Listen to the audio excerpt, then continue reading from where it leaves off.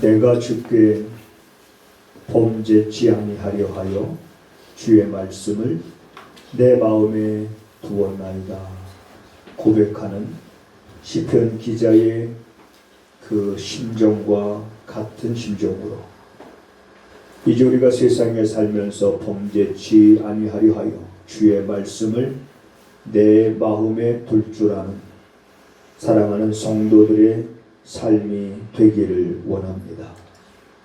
말씀이 스쳐 지나가지 않게 하시고 말씀이 깊숙이 우리 영혼에 스며들게 하셔서 그 말씀이 우리들의 삶의 힘과 능력이 되도록 성령님 이 시간도 도우시기를 간절히 원합니다. 이 시간이 허비되거나 낭비되는 시간 되지 않게 하시고 또한 마귀의 유혹에 빠져서 우리의 생각 속에 온갖 더럽고 악한 것들로 가득 차지 않게 하시고 오히려 말씀이 우리 안에 스며들므로 인해서 우리들의 머리가 맑아지게 하시고 우리들의 마음이 깨끗해지게 하셔서 이제는 하나님의 자녀로서 우리가 세상을 살아갈 때 조금 더 부끄럽지 않는 그러한 삶이 되게 하옵소서. 성령님께서 이 시간도 도우시기를 간절히 원하옵고 예수님의 이름으로 기도하옵나이다. 아멘. 요셉이 그 아비의 가족과 함께 애굽에 거하여 110세를 살며 에브라임의 자손 3대를 보았으며 므낫세의 아들 마길의 아들들도 요셉의 스라에서 양육되었더라. 요셉이 그 형제들에게 이르되 나는 죽으나 하나님이 너희를 권고하시고 너희를 이 땅에서 인도하여 내사 아브람과 이삭과 야곱에게 맹세하신 땅에 이르게 하시리라 하고 요셉이 또 이스라엘 자손에게 맹세시켜 이르기를 하나님이 정녕 너희를 권고하시리니 너희는 여기서 내 해골을 메고 올라가겠다 하라 하였더라. 요셉이 110세의 죽음에 그들이 그의 몸에 향재료를 넣고 애굽에서 입관하였더라. 아멘.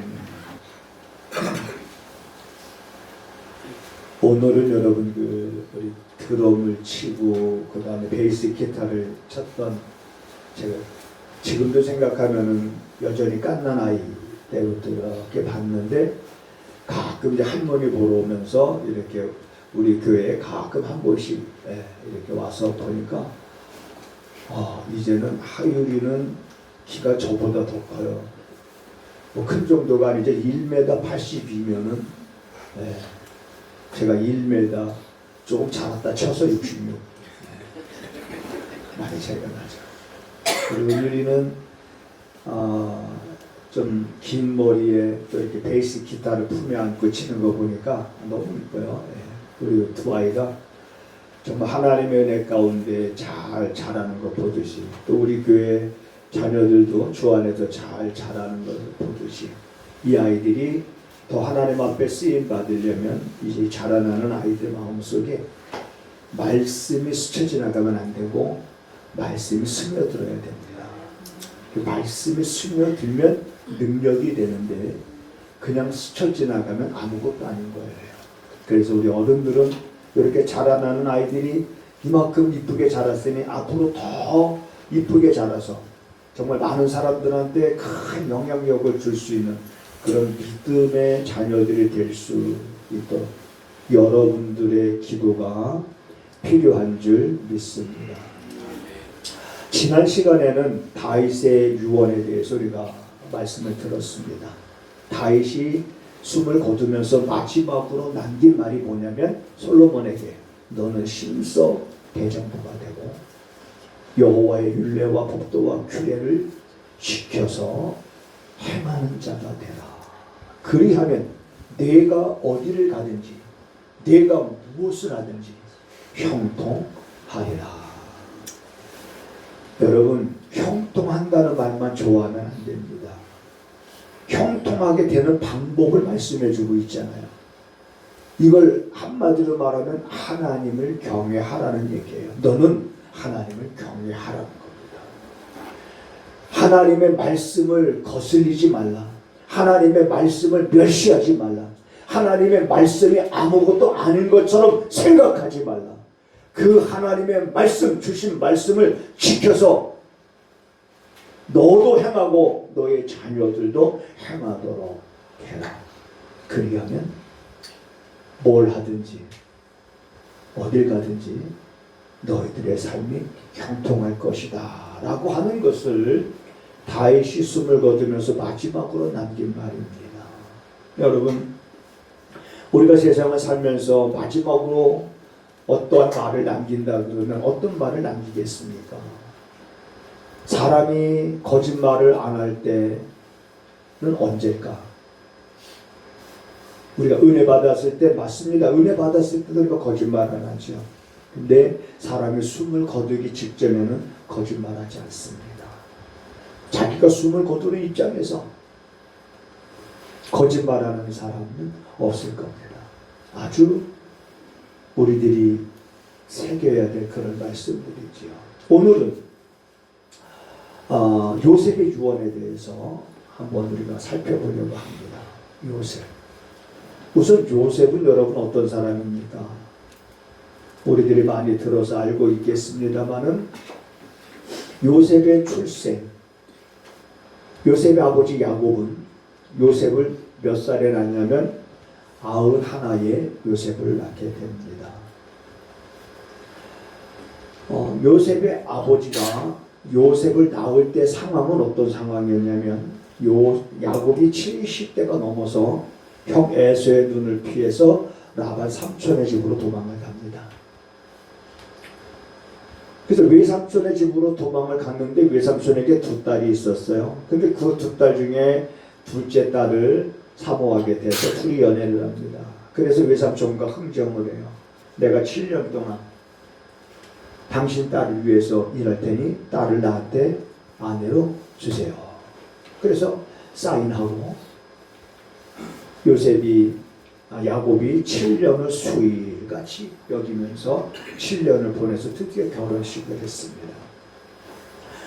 그리고 나서 아침에 가서 방에 가서 보니까는 자기가 사랑하던 라헬이 있는 게 아니라 라헬의 언니 레아가 있는 거예요.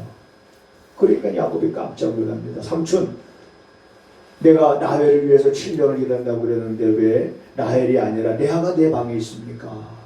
그래서 외삼촌이 우리 문화에는 동생이 언니보다 먼저 결혼하는 일이 없다. 그러면 네가 다시 7년을 나한테 또 봉사해라. 그러면 내가 라헬도 너한테 주겠다. 그래서 야곱이 또 7년을 하게 되죠. 그러면 두 딸을 위해서 야곱이 14년을 삼촌한테 봉사한 겁니다. 그 14년을 봉사할 때 먼저 레아를 통해서 8명의 아들을 낳고 그 다음에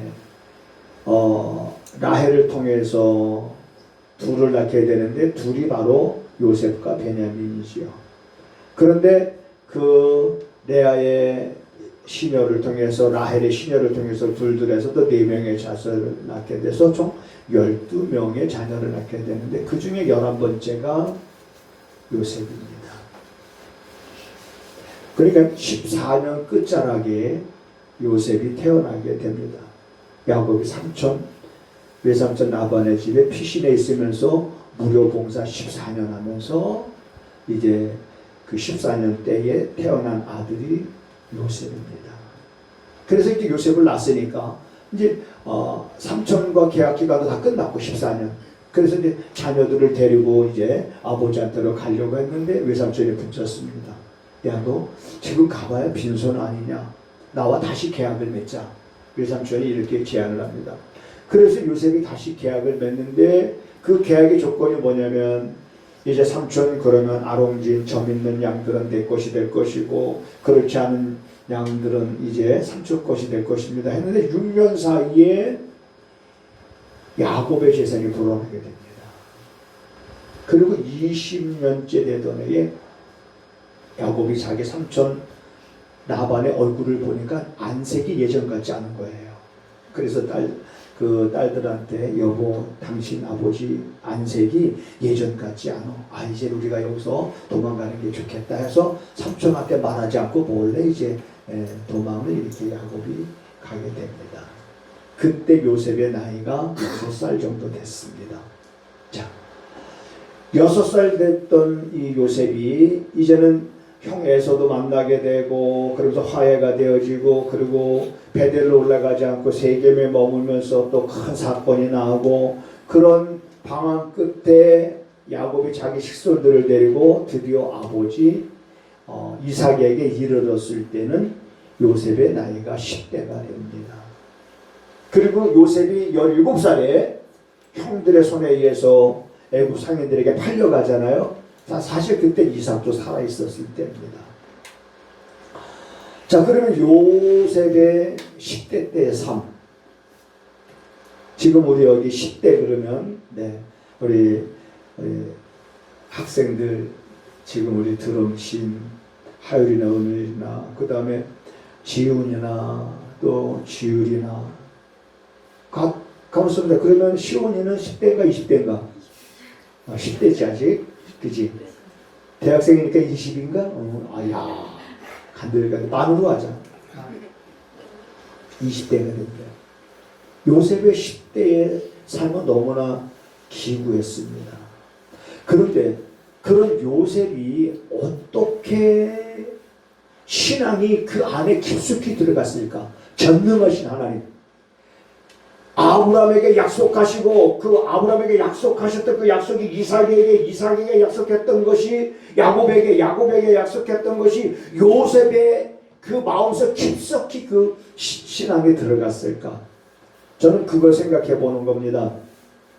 이제 야곱이 식소들을 거느리고 이제 겨우 우여곡절로 이제 아버지 집에 갔어요. 그러니까 야곱이 형 에서의 눈을 피해서 도망갔다가 다시 이제 아버지하고 상봉을 하죠. 근데 혼자 상봉하는 게 아니라 식솔들이 많이 이렇게 함께 이삭을 상봉하게 됩니다.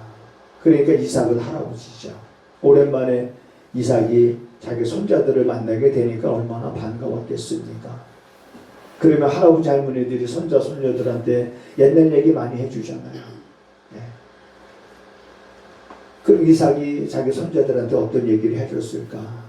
제가 생각할 땐 드라마틱하게 이삭이 자기 아버지 얘기를 손자들한테 해줬을 것 같아요. 이삭이 아버지 누굽니까? 아브라함 얘기죠. 아브라함이 어떤 얘기를 해줬을까? 그 손자들한테. 너희들의 증조 할아버지 아브라함께서 아브라함에 있는 그 하나님이 어느 날 이 헤레비 이삭을 제물로 드리라고 했단다. 그래서 너희 증조부 할아버지 아브라함은 이 할아버지를 데리고 모리아 하나님 명하신 모리아 산으로 가서 그리고 나무를 내 어깨에 지우고 너의 증조부 할아버지와 나와 단둘이 산에 올라갔단다. 그런 얘기를 쭉 하면서 근데 내가 너희 증조부 할아버지한테 하나님 앞에 번제를 드릴 제물은 어디냐고 물으니까 하나님께서 준비하실 것이다 말씀하시고 내가 제물이 될 거라는 것은 말씀하지 않으셨던가. 막상 그 번제단에 드렸을 때 그때서야 너희 증조부 할아버지가 하나님께서 너를 번제로 드리기를 원하신단다. 그 말을 들었을 때 이 할아버지 마음이 얼마나 큰 충격을 받았는지. 그때 이 할아버지가 너희 증조부 할아버지보다 더 힘이 있기 때문에 그거를 제끼고 도망갈 수 있었지만은 이 할아버지는 도망가지 않았단다. 왜 도망가지 않았는지 아니? 내가 어떻게 태어난 줄 알기 때문에 나는 도망가지 않았단다. 이 할아버지가 어떻게 태어난 줄 아니? 너희 증조부 할아버지 하나님께서 약속해 주셨는데 너희 증조부 할머니나 할아버지가 아이를 낳을 수 없는 상황이 돼서 그들이 포기하고 그리고 다른 여인을 통해서 이스마엘이라는 자손을 얻었지만 하나님은 그것이 너희 후사가 될 거라고 말씀하지 아니하시고 그들이 낳을 수 없는 상황 속에서 바로 낳은 것이 바로 할아버지란다 라는 여러분 그런 드라마틱한 얘기를 선자들 앞에서 이삭이 쭉 했을 때 똑같이 들었지만은 그 속에서 그 하나님이 어떤 하나님인지 하나님에 대한 그 하나님은 전능하신 하나님이시고 모든 만물을 창조하신 하나님이시고 그 하나님은 아브라함에게 약속하셨는데 너희 후손이 이제는 또 이방의 객이 하늘의 별과 같이 바닷가의 모래 같이 많을 것이나 그러나 너희 이방인에게 이제는 객이 되어서 그들을 400년 동안 섬길 것이고 그 후에 내가 그들을 징지해서 너희들을 그 속에서 끄집어낼 때 많은 재물을 가지고 나오겠다라고 하는 그 약속 아브라함에게 했던 약속이 그대로 이삭에게 야곱에게 그리고 그 신앙이 그대로 요셉에게 그 신앙이 스며들어가는 것을 우리가 볼 수 있습니다. 자, 그러한 신앙이 요셉의 10대 때입니다. 그런데 요셉의 10대 때 이제 17살에 팔렸잖아요. 형들의 손에 의해서 애굽의 상인들에게 팔려서 요셉의 10대의 삶은 이제는 고달팠을 겁니다. 형들이 구덩이에 던져놨을 때도 요셉이 애고를 복권합니다. 살려달라. 그런데 형들이 그러한 요셉을 매몰차게 거절하지요. 그리고 우리가 피를 보는 것보다 그냥 노예로 파는 게 낫겠다 해서 요셉을 팔아서 요셉은 10대에 다른 집에 종살이를 하게 됩니다. 종살이가 여러분 쉽겠어요? 어렵겠어요? 그건 여러분들은 몰라요. 왜? 여러분들은 종으로 안 살아봐서. 종으로 살아봤으면 알 거예요. 근데 종으로 살아보지 않았기 때문에 종의 삶이라는 것, 여러분 종의 삶이라는 건 선택권이 없는 겁니다. 그저 주인이 시키면 시키는 대로 살아야 되는 게 그게 종인 거예요. 요셉은 그런 삶을 고달플 수법도 한데 그러면 사람이 힘들 때마다 일을 갈지 않았겠습니까? 자기를 팔아넘긴 형들에 대한 그 복수심이 이 속에서 자라지 않았을까? 한 번쯤 그런 생각을 해보는 거예요. 그게 요셉의 10대 때의 삶이고 10대 후반에서 20대 때 요셉의 삶은 억울하게 누명을 써서 감옥에 갇히게 됩니다. 종의 삶을 거쳐서 이제는 억울하게 누명을 써서 감옥에서 살게 된 요셉의 삶이라고 하는 것은 우리가 볼 때는 요셉의 삶은 아무것도 빛이 없는 그저 시간이 지나면 지날수록 점점 어둠이 짙어가는 곳으로 빨려 들어가고 끝없는 그러한 나랑 속으로 떨어지는 삶이 요셉의 삶일 수밖에 없는 거지요. 그런데 요셉은 그렇게 살지 않았다는 것을 우리가 어떻게 하냐면 그가 종으로 있었을 때에 그 보디발이라고 하는 그 장군의 집에서 요셉이 종살이 할 때에 요셉을 통해서 그 보디발 장군이 하나님이 계시다는 걸 알게 됩니다. 요셉을 인하여 그 가정에 복을 주시는 것을 그가 알고 요셉을 가정 총무로 삼잖아요. 요셉은 감옥에서도 인정받습니다. 그래서 감옥에서 왕의 신하들의 꿈을 꾼 걸 해몽해 주잖아요. 술과 원장, 떡과 원장 그들의 꿈을 해몽해 줘서 그 해몽한 대로 됩니다. 그리고 술과 원장에게 당신이 풀려나가도 나를 좀 기억하소서. 난 아무런 잘못 없이 내가 감옥에 왔습니다. 그런데 풀려나서 그걸 요셉과의 한 이야기를 다 까먹습니다. 그리고 3년이라는 세월이 지나면서 여전히 요셉은 감옥에서 생활하게 됩니다. 요셉의 10대, 20대의 삶은 그렇게 우리가 봤을 때 행복한 삶이 아니에요. 따뜻한 부모님의 사랑을 받으면서 지원을 받으면서 후원을 받으면서 보살핌을 받으면서 사는 그런 삶이 아니었던 거예요. 그런데 그런 요셉이 바로 왕 앞에 불려나가게 된 것은 바로 왕이 꿈을 꿨는데 도대체 그게 무슨 꿈인지 모르는 거예요. 그것도 한 번이 아니고 두 번은 꿈을 꿨는 거예요. 그때 술관원장이 감옥에 있었을 때 자기 꿈을 해몽한 대로 되었던 요셉을 기억하게 됩니다. 그래서 왕에게 그대로 얘기했고 왕이 그를 불러오라 그래서 요셉이 왕 앞에 서게 되는데 그때 요셉의 나이가 30이 됩니다. 10대 20대의 삶은 그랬고 요셉의 30대의 삶은 여러분 우리가 잘 아는 것처럼 애굽의 총리가 됩니다. 애굽의 총리가 됐으니 애굽의 모든 금은보화가 그의 손에 쥐어졌고 이제는 삶의 부귀 영화뿐만 아니라 천하를 다스릴 수 있는 힘이 요셉에게 다스려 주어졌습니다. 그런 요셉이 그러면 제일 먼저 해야 될 일이 보디발 장군의 아내를 잡아오라는 명령을 좀 내려야 되잖아요. 억울한 명령을 썼었으니까 진실을 말해라. 지금이라도 그때 내가 그랬느냐?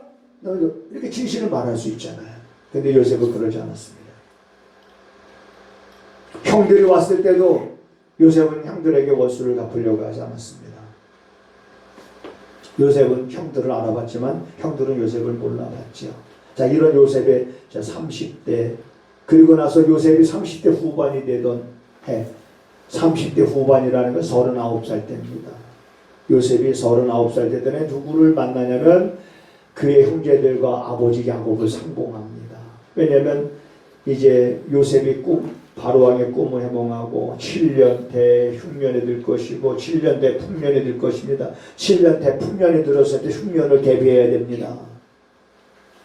너같이 지혜로운 자가 어디 있느냐 그러면서 이제 요셉을 총리로 세우면서 요셉이 주관하잖아요. 7년 풍년 들었고 흉년 2년 때 그랬잖아요. 그러면 풍년 7년이 지나고 흉년 2년 때니까 7년이고 7년 플러스 2년이면 9년이고 요셉이 30대 총리가 됐으니까 요셉의 나이 39이 됐을 때 가나안 땅에 있었던 그의 가족들 아버지가 다 옵니다. 그게 하나님이 아브라함에게 약속하셨던 것 내 후손이 이방의 객이 될 것이다 라고 했을 때 그 객이 된다는 것이 그걸 두고 말하는 거예요. 그들이 애굽에 70명의 가족이 애굽에 들어온 것이 객의 시작인 겁니다. 그게 시편 105편에 보면 너무나 잘 설명이 되어져 있습니다. 하나님이 아브라함에게 말씀하신 때로부터 그들이 객이 되기까지는 무려 한 250년 정도 시간이 지납니다. 자, 그러면 하나님 아브라함에게 말씀하셨던 대로 이방의 객이 되는 예언이 성취가 됐고 객이 된 그때부터 카운트다운이 시작이 됩니다. 몇 년? 400년 종살이 카운트다운이 그때부터 시작이 되는 거예요. 네. 자, 그럼 카운트다운이 시작이 되면서 여러분 요셉이 30세의 애굽의 총리가 돼서 애굽에서 몇 년을 더 사냐? 110년 삽니다. 그러니까 애굽의 총리가 돼서 요셉은 거의 80년을 총리로서 애굽에서 삽니다. 그러면 이스라엘 백성들이 비록 객이 됐지만 요셉이 살아있는 동안에는 그들은 애굽에서 노예 생활한 거 아닙니다. 오히려 애굽에서 땅도 거저받고 오히려 그들의 보호를 받으면서 왕성하기를 시작을 했습니다. 왕성하게 번성하기를 시작을 했습니다. 400년 동안 노예 생활한 것이 아니라 요셉을 알지 못하는 애굽의 왕이 들었을 때 즉위할 때부터 이스라엘 백성들이 고난을 당하기를 시작을 했으니까 자 그건 중요한 게 아니고 자 그러고 나서 이제 요셉이 110세가 돼서 이제 자기의 죽음이 임박함을 알고 형제들을 불러놓고 유언을 합니다. 뭐라고 유언을 하냐면 내가 죽거든 내 해골을 여기서 베어다가 하나님께서 약속하신 그 땅에 가서 장사를 지내라. 언제? 두 번째죠. 첫 번째 하나님이 너희들을 권고하실 때 그러면 그 권고하신다는 것은 무슨 말입니까? 요셉이 이제는 애굽에서 아까 말했죠. 80년 그리고 400년이니까 320년 시간이 지나죠. 그렇게 오랜 시간이 지났을 때도 요셉이 유언으로 남겼던 말, 하나님이 너희를 권고하실 때에 너희가 여기서 내 해골을 메고 내어가라. 그럼 하나님이 너희를 권고하신다라고 하는 이 유언은 어떤 유언이냐면은 하나님께서 아브라함에게 그리고 이삭에게 야곱에게 주리라고 하신 그 약속의 땅에 이르게 하실 것이다.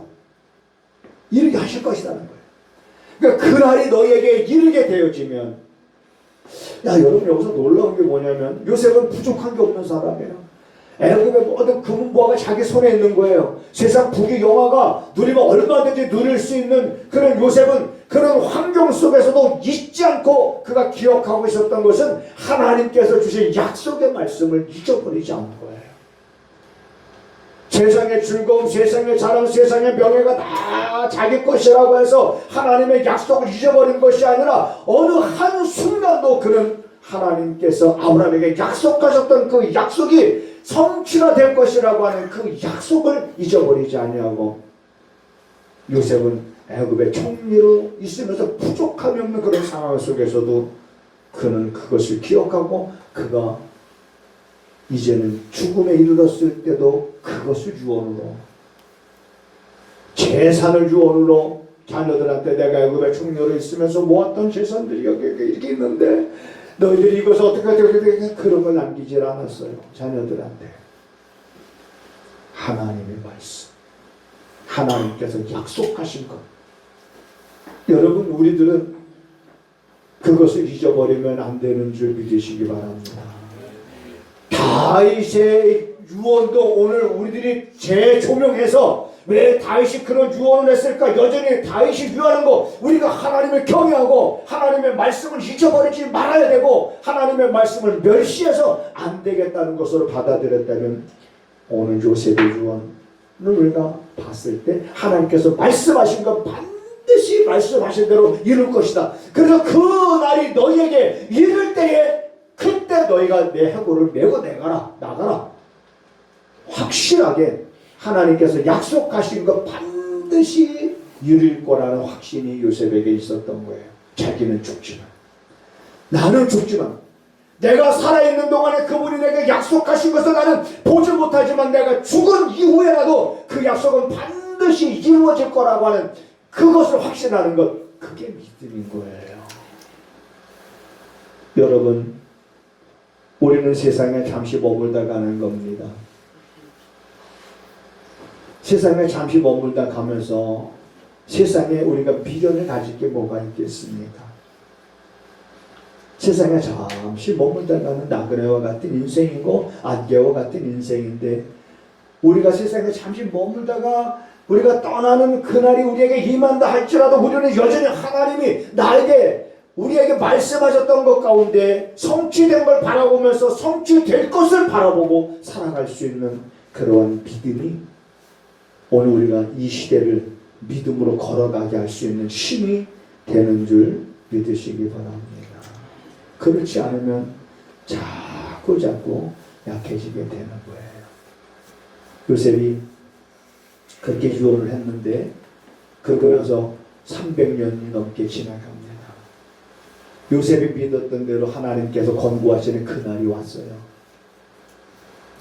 그날이 언제입니까? 400년이 지나서 이제 하나님이 모세를 통해서 이스라엘 백성들을 징계하고 그리고 그들을 하나님께서 약속하신 가나안 땅으로 이제 가는 날이 왔어요. 그 날이 왔을 때 이들이 그걸 기억했을까요? 기억하지 못했을까요?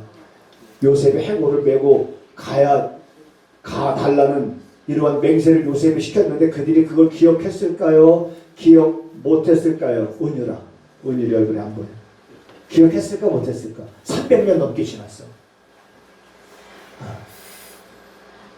기억 못했을 것 같지. 네. 자, 성경 우리 한번 26절을 일단 한번 볼까요? 26절 마지막 절인데, 요셉이 110세의 죽음에 그들이 그의 몸에 향재료를 넣고 애굽에서 뭐 하였더라? 장사했다는 말이 있어요, 없어요? 그냥 입관한 거야. 우리가 사람이 돌아가시면 입관 예배 드리고 그리고 발인 예배 드리잖아요. 그러니까 입관한 거예요. 장사는 언제 했습니까? 300년, 350년이 지난 후에 하나님께서 요셉이 믿었던 대로 그들을 권고하시는 날, 그래서 그들이 하나님의 약속의 땅을 향하여 가는 날, 이들이 그걸 기억하고 요셉의 해골을 메어다가 그들이 여호수아의 지도하에 세겜 땅을 가서 세겜에서 비로소 요셉의 뼈를 묻으며 장사하니라. 자, 성경을 우리 한 군데 한번 보겠습니다. 우리 같이 한번 볼게요. 자, 출애굽기 한번 보겠습니다. 출애굽기 19장. 출애굽기 13장. 바로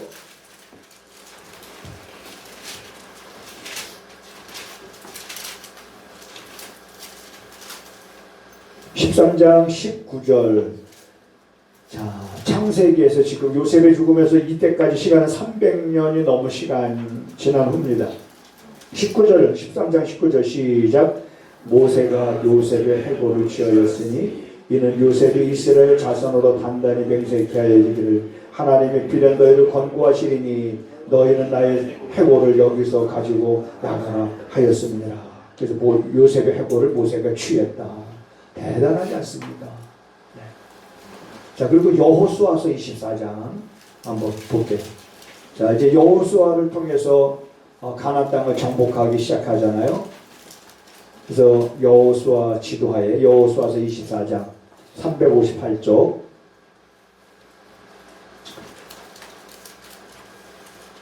자, 우리가 몇 절을 32절을 읽어볼게요. 32절 시작. 이스라엘 자손이 애굽에서 이끌어낸 요셉의 뼈를 세겜에 장사하였으니 이곳은 야곱이 세겜의 아비 하몰의 자손에게 금 100배를 주고 산 땅이라. 그것이 요셉의 자손의 기업이 되었더라.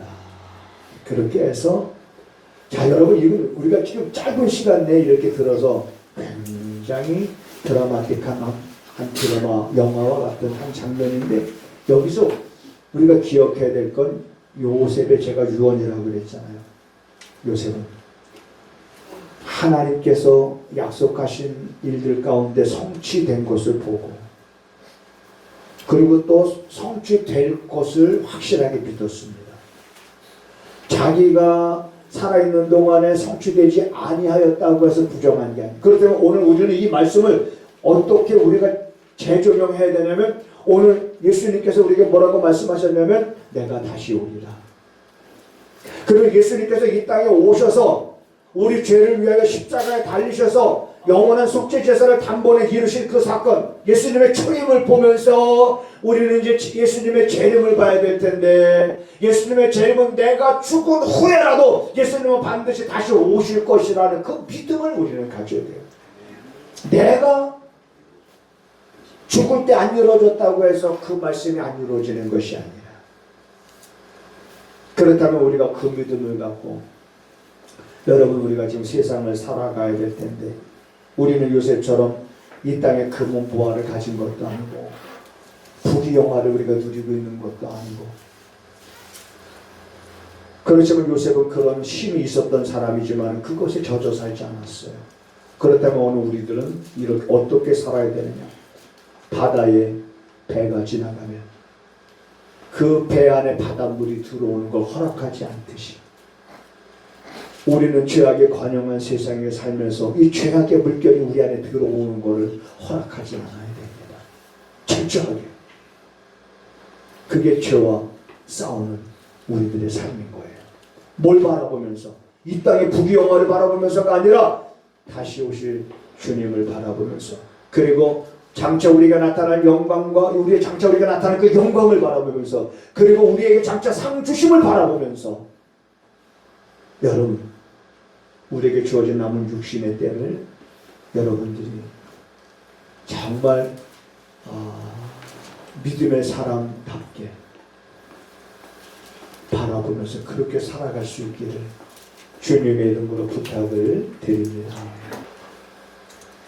다윗이 남겼던 마지막 유언처럼, 요셉이 남겼던 유언처럼, 하나님이 어떤 하나님이신지 우리 사랑하는 성도들이 아는 지식이 자라가고 그래서 하나님을 크게 보게 하여 주시어서 사랑하는 성도들의 삶 속에 크신 하나님께서 우리를 위하여 행하시는 일들이 우리 삶의 큰 증거가 되어서 이제 삶의 모든 것 하나님께 온전히 맡기고 마음의 즐거움과 기쁨과 감사를 잃어버리지 않는 사랑하는 성도들의 삶이 되게 하여 주시옵소서. 하나님 앞에 11조 예물을 구별하여 드립니다. 감사 예물과 선교 예물과 주일헌금을 주님 앞에 드립니다. 믿음으로 두렙돈을 드렸던 그 과부의 손길을 예수님께서 기억하듯이 오늘도 믿음으로 하나님 앞에 예물을 드린 사랑하는 성도들의 그 믿음을 보시고 때를 따라 하나님 돕는 은혜를 베풀어 주셔서 사랑하는 성도들의 입가에서 부족함이 없음을 날마다 고백하는 거룩한 삶이 되게 하여 주시옵소서. 지금은 우리 구주 예수 그리스도의 은혜와 우리 아버지 하나님의 무한하신 사랑하심과 성령의 감화 감동 역사비로 교통하시며 오늘 말씀을 들으면서 마음을 굳게 다짐하고 결심하여 돌아가는 사랑하는 성도들의 발걸음과 저들의 손으로 행하는 모든 기업 위에 지금부터 영원하기를 간절히 축원하옵나이다. 아멘.